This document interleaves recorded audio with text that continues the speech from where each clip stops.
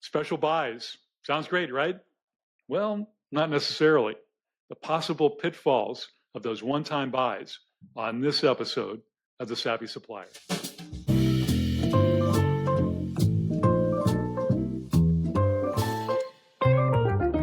Welcome into the Savvy Supplier, and thanks for joining us.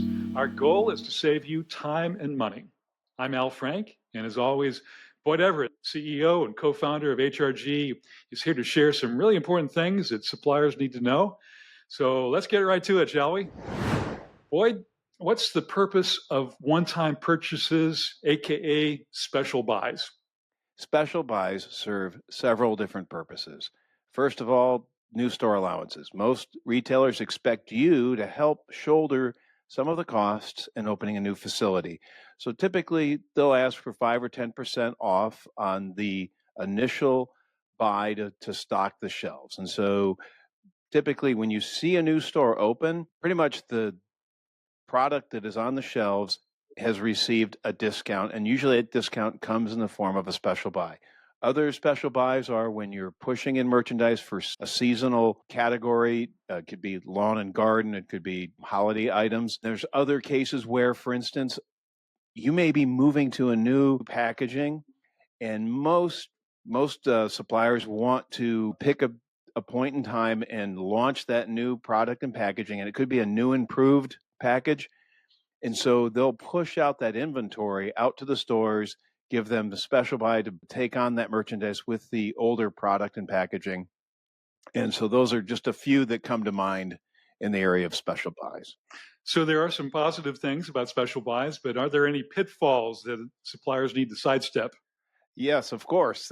This is retailing, right? You can nothing happens. Anytime there's change, I tell people anytime there's change, there's always going to be an opportunity for mistakes. So, for example, when you push in merchandise, let's say that you're moving to a new product and package, you push in that merchandise, and then when it comes time to launch that new product or new packaging, the retailer's sitting on all that inventory. And so in some cases, they'll end up wanting to reduce the cost on that merchandise. And so then you're buying the cost of inventory down. One area of impact would be price protection. So let's say you push in a bunch of merchandise with the previous packaging, and now the supplier wants to roll out the new product, new packaging, and they're sitting on this inventory. And typically when you do markdowns from the old packaging, you'll provide price protection. That basically you're buying the cost of inventory down.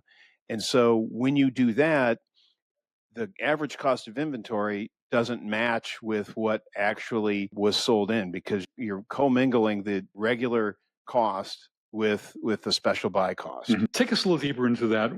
What is price protection? How would you define it? And why do retailers like it so much? Right. Good point. So price protection is essentially a means by which a supplier can push out a new lower cost to the consumer, and the retailer lowers the retail at the same time you're lowering the cost. Being a very competitive marketplace, right? Everyone has a direct or indirect competitor. And when the marketplace is moving and your competitors lowering their price on their product, you want to match that because you don't want to lose market share. And the only way to get a retailer to take that new lower cost is if you take all of their inventory and buy down the cost difference. So let's say that you've sold in a product for $2 and now you're selling it for $1.75. So that's 25-cent difference. You would take the total amount of inventory that's in the stores and the warehouses, as well as what's in transit between your facility and the distribution center or warehouse. And then that becomes your in transits. And then you have your on hand, your inventory, and you take that and you multiply it by 25 cents, and that's your price protection. And so then the retailer can act on that new lower retail, and that keeps you competitive. Retailers like it because they can continue to buy something. Let's say in electronics, there's a new model coming. Some retailers, this is back in the 60s and 70s, would be a little hesitant because why would I want to be heavy in inventory with the old model? And so right around that period of time, in the 1960s, I believe, they came out with price protection as a means by which to ensure that you're going to continue to sell through your existing inventory. And then when your new inventory comes in, your new model, whatever, you can just sell that in as easily. It's easy and seamless. Well, it sounds good for the retailer. I could see why they would like this. But for the supplier, what could possibly go wrong? Okay, so that's a good question. One of the things that can go wrong is price protection is calculated on the system cost. And so in that scenario of, let's say you're going from $2 to $175, what happens if you threw in some special buys in there at, let's say, $185, and maybe half of your inventory it was bought at purchased at $185? Well, now your average cost of inventory is somewhere between $185 and $2, right? So and so then what happens is you're paying more for price protection than you should. And so because most retailers, when they're calculating price protection through a co-op or rebate, they're not looking at average cost of inventory. They're just looking at, this is what the system says the cost is, and this is how many items we have, and this is what you owe us. And so that's one of the pitfalls of having price protection involved when you have a special buy. Thanks for the warning. we might need warning sirens in the background on this episode. Right. I'm not sure. But any other traps that the supplier might trip as they walk through these deep woods? Yeah, there's another one that comes to mind is same day pricing. And so you'll have these internal auditors as well as third party auditors come in and look at the transactions after everything's been paid and received and sold. And what they'll do is they'll go back and they'll look at the price of the item. And sometimes there's maybe no paper trail, maybe their email's not there, correspondence, and so they're really not sure what was negotiated. But the auditor will look and say there was 2 orders placed, 2 large orders. One was fulfillment and one was a special buy, and they're at 2 different prices. And the prejudice that's involved when auditing on behalf of a retailer is the lower cost is usually the correct cost.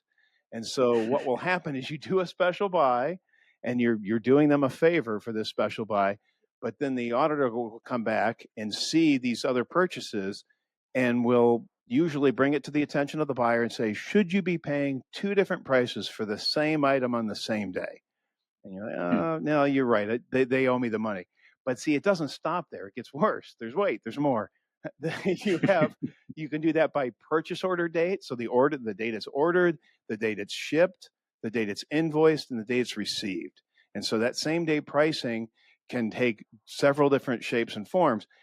And not only that, you end up having similar or like items. So you'll have sometimes 2 different items that are very similar in traits and perhaps behave similarly, that they're in the same family of items and same price point. Some will get the lower cost and others won't. And sometimes you'll have somebody's backing into what the correct cost should be. So you can see how this slowly propagates across your entire portfolio for the retailer. Mm-hmm. I'm glad you're a great trail guide for people, Boyd. What would you say is some actionable advice for suppliers as they navigate all these challenges that you've mentioned today? So let me put my pith helmet on here and look at the map. Okay. So what I see ahead is, first of all, you want to have clear communication. You want to make sure that you're clearly articulating what you are doing. But a lot of times people don't think about, well, what am I not doing? Right. And so it's just as important to say what you're not doing as much as you are what you are doing. As I mentioned earlier about the similar or like items, that sometimes the auditor may look at that and say, well, you forgot to include this item or that item. So you say these items, not those items, if it's in the same family.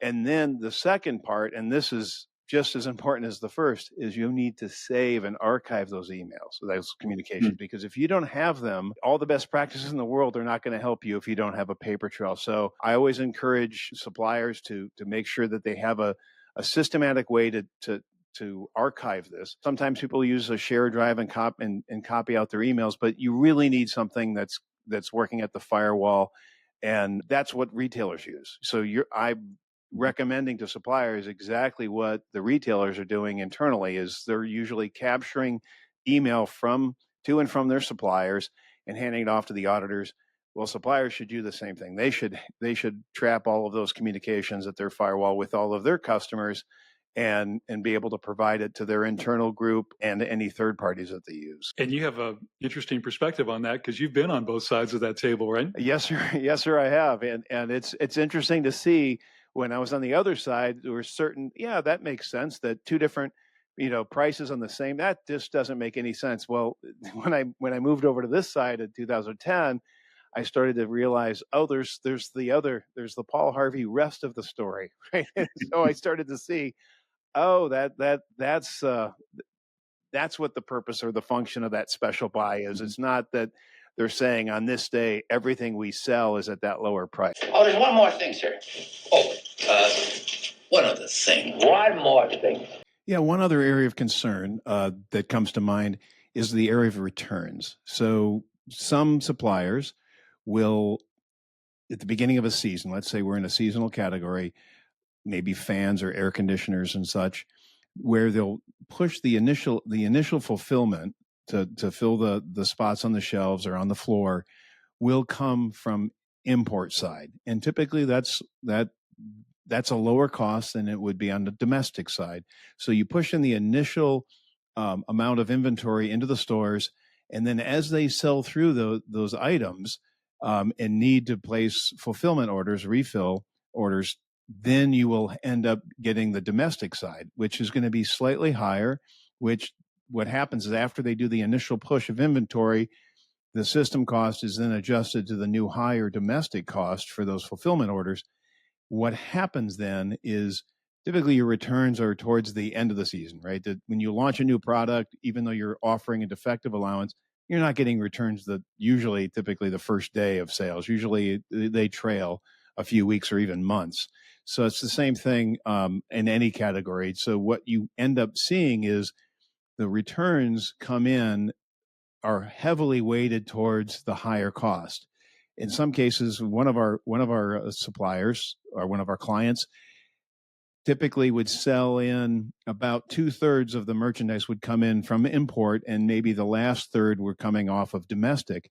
But the returns were coming in around 3/4 were at the domestic cost, and only 1/4 was the import price. So what we did is we went back through and had to true up the whole season, showing that really, if we're going to manage these returns and mirror the proportion to the sell-through, we created what's called a rebill. So we basically put together a bill for the retailer saying that you charged us more for these returns than was due.